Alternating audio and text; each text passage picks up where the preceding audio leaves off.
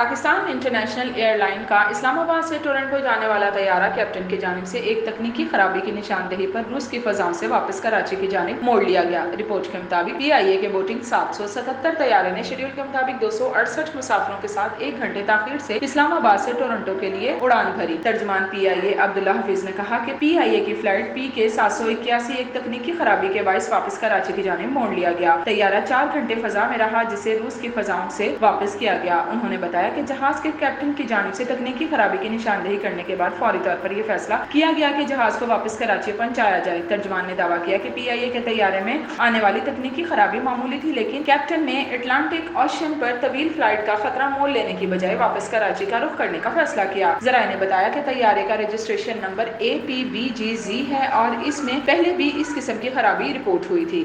انہوں نے کہا کہ طیارے کو واپس کراچی لانے کا فیصلہ انجینئرنگ بیس پر بہتر انتظامات اور اسپیئر پارٹس کی دستیابی کی وجہ سے کیا گیا۔